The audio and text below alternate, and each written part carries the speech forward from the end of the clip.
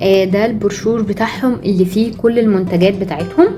عندهم كل الزيوت تقريبا، كل الحاجات دي طبيعيه ومش مضاف عليها اي حاجه. فانتوا هتلاقوا اصلا اي حاجه من نفرتاري هي بتقعد سنه واحده بس. فجسمك في الصيف هيكون محتاج حاجه خفيفه يقدر يمتصها بسرعه، لان احنا في الصيف بنهمل الترطيب. هو البرطمان زي ما انتوا شايفينه في كذا لون كده. انا مبسوطه جدا ان انا بستخدم حاجات طبيعيه، حاجات مصنوعه في مصر.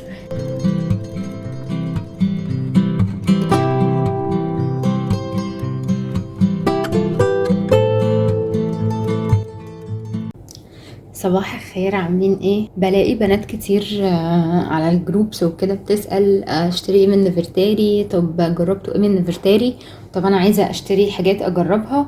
وده طبعا بسبب ان هم متميزين جدا في الحاجة اللي بيقدموها وفي كل المنتجات بتاعتهم، لانها طبيعية وما فيهاش اي كيميكالز خالص. وده سبب واضح جدا ان الناس كلها بقت عارفاهم، وان هم لسه مستمرين ان هم يطلعوا لنا منتجات جديدة. ولان حاجاتهم بجد تستحق ان احنا نجربها. يعني انا اعرف انه العادي اللي هو انا ابقى محتاجة حاجة فادور اجيبها منين. لا، هو الناس دلوقتي بتبقى عايزة تجرب حاجتهم من كتر ما هي فعلا حلوة، وكل الريفيوز عنها جميلة جدا. فالنهاردة هقول لكم الحاجات اللي انا جربتها منهم. ولو انتوا حابين تشتروا حاجة، عايزين تجربوا حاجة من حاجات نفرتاري، هقول لكم على حاجات تجربوها وهتتبسطوا من النتيجة بتاعتها جدا. الحاجات دي في منها حاجات اصلا انا جبتها مرة واتنين. فالنهاردة هقول لكم ايه المنتجات دي، وهقول لكم كل التفاصيل عنها. اول حاجة هتكلم عليها طبعا الكاف سكراب بتاعهم، لان هو اكتر حاجة الناس جربتها من نفرتاري، واكتر حاجة نفرتاري مشهورة بيها. لانه عامة يعني اي كاف سكراب هو ليه فوائد كتير ومهم جدا للجسم. فبالتالي لما بيكون معمول بقى بمنتجات طبيعية ومن شركة احنا واثقين فيها، فطبعا النتيجة بتاعته هتبقى حلوة جدا. المكونات بتاعته في زيت زيتون، وطبعا زيت الزيتون بيرطب الجسم جدا، وزيت جوز هند، وكمان في شمع عسل، وفي طبعا بذور القهوة. وطبعا كل الحاجات دي طبيعية ومش مضاف عليها اي حاجة. فانتوا هتلاقوا اصلا اي حاجة من نفرتاري هي بتقعد سنة واحدة بس، لان هي مش مضاف عليها مواد حافظة انها تحفظ المنتج فترة طويلة. الحاجة التانية ان المنتج ده بيتشال في التلاجة، ينفعش يعني نسيبه بره. بس انا يعني قعدت فتره ما كنتش عارفه وكنت سايباه بره بصراحه، برضو ما جرالوش حاجه يعني. بس طالما هم كاتبين كده فهم ادرى يعني، لان هم اللي مصنعين الحاجه دي. هو هيكون حلو جدا يعني مره واحده في الاسبوع مع الشاور، قبل الشاور هيبقى حلو جدا. النتيجه بتاعته هتبقى حلوه جدا. هيبقى حلو جدا كمان لو انت هتعملي حمام مغربي في البيت، لو انت عروسه وهتعمليه في البيت. هسيبلك كل التفاصيل هتلاقيها موجوده في الفيديو بتاعت الحمام المغربي. بجد حلو قوي، اتكلمت عليه كتير. بس ده من كتر ما انا بحبه وبحب النتيجة اللي انا شفتها منه.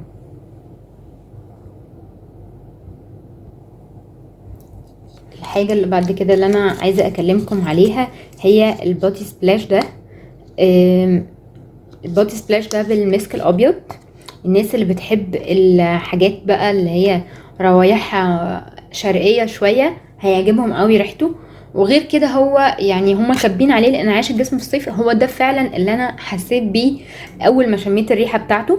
البودي سبلاش ده هم عندهم منه كذا ريحه تانية، في لافندر وفي فانيليا. بس انا اكتر واحد عجبني اللي هو بزيت المسك الابيض. الفرق بين البودي سبلاش والبرفان ان انت ينفع تحطي ده على جسمك مباشره بدون ما جسمك يتحسس منه او اي حاجه تحصل. غير كده ان هو بيدي انتعاش كده فظيع بجد. انا يعني عندي ازازه صغيره كده بحط منها حبه وباخده معايا الشغل في اي وقت كده في الصيف احس ان انا حرانه او متضايقه. هي بخه واحده منه بس بتحسوا كده بانتعاش فظيع، تحسوا ان انتوا واخدين شاور اصلا. فبجد حلو قوي. انا اصحابي اللي شموه عليا عجبهم جدا وجربوه وعجبهم قوي. دي تاني واحده برضو.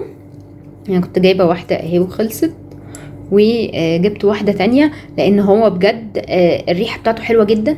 وهو يعني ارخص بادي سبلاش ممكن تجيبيه، وفي نفس الوقت هو حاجه طبيعيه.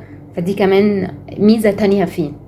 الحاجة التالتة بقى، ودي انا كنت كلمتكم عنه في ستوري على الانستجرام، هسيب لكم الاكونت تحت في الديسكريبشن بوكس وهيظهر دلوقتي على الشاشة. ايه هو البودي كريم اللي بالفانيليا؟ هو الفكرة فيه ان هو بيرطب الجسم من العمق. هو يعني الملمس بتاعه، بصوا حتى هتلاقي فيه زيوت، هو غني جدا بالزيوت، ان هو بيرطب الجسم جدا. فهو محتاج، يا اما هنكون في الشتاء يا اما هتكون البشرة جافة جدا، ان هي محتاجة ترطيب عالي قوي، فده هيخليكي تحسي بالافكت بتاعه وتحسي ان هو فعلا مؤثر. هو في الصيف بس هيبقى تقيل شوية على الجسم، ان هو نمتصه، ان الجسم يعني يمتصه. فعشان كده انا بفضل تستخدميه في الشتاء. هتلاقوا في المكونات بتاعته ان هو في شمع عسل وفي زيت جوز هند وفي زبدة كاكاو. طبعا الحاجات دي بترطب الجسم بشكل رهيب وعميق جدا. فهو حلو قوي، انا جربته وعجبني جدا، وقرب يخلص مني. انا كنت جايباه في شهر 2 تقريبا او شهر 3 مش فاكرة. فلما جه الصيف يعني بطلت استخدمه، وقلت هسيب الحبة اللي باقيين دول للشتاء. طب نيجي بقى نستخدم ايه في الصيف لو احنا يعني بشرتنا مش جافة، مش محتاجة الترطيب العالي اللي بيديه البودي كريم. افضل حاجه للصيف هي البادي لوشن. البادي لوشن عامه هو بيبقى القوام بتاعه اخف من البادي كريم. يعني بصوا هتلاقوا البادي لوشن بيبقى سايل، البادي كريم تقيل، يعني لو قلبتها مش هتتقلب لان هو كريم، لكن ده لوشن فهو بيبقى القوام بتاعه خفيف. فعلشان كده بيكون حلو جدا في الصيف لان الجسم بيمتص بسرعه.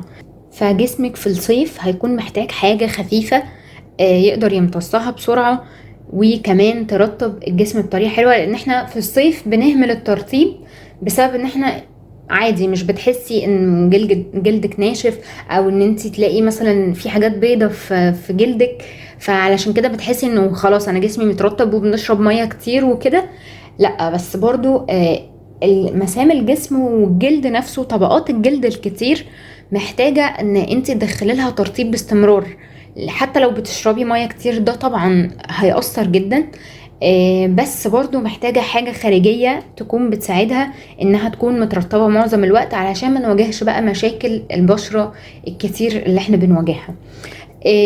فهو ده 250 ملي. ده برضو اللي عجبني فيه ان هو برضو فيه زبدة كاكاو وفيه شمع عسل وفيه كمان زيت لوز حلو. فالثلاث زيوت دول مفيدين جدا للجسم بجد، حلو قوي وعجبني جدا. اخر 3 حاجات هكلمكم عليها هي الباكج الاصلية بتاعتهم مش موجودة عندي، وفي واحدة كمان مش موجودة اصلا، وهي الروز ووتر بتاعتهم. مية الورد بتاعتهم حلوة جدا، سعرها حلو جدا بالنسبة لحجمها. انا هحط لكم صورتها، انا جربتها تقريبا مرتين بس. انا بحب مية الورد بتاعت ايفون، يعني كل اللي عارفني عارف كده. بس هي غالية جدا، فانا الاوبشن التاني بالنسبة لي هي مية الورد بتاعت نيفرتاري.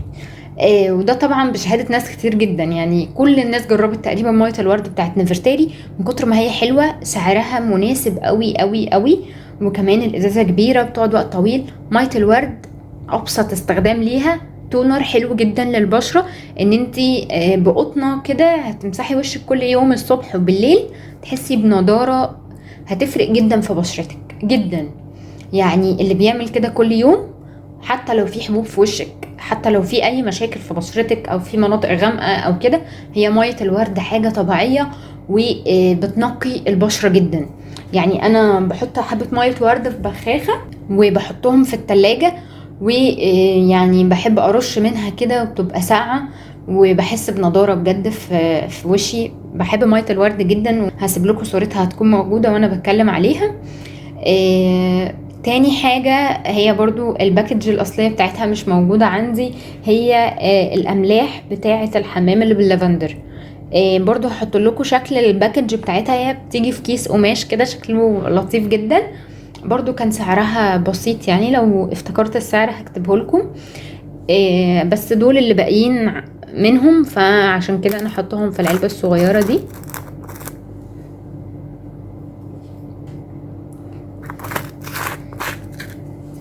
دي هتستخدميها ازاي؟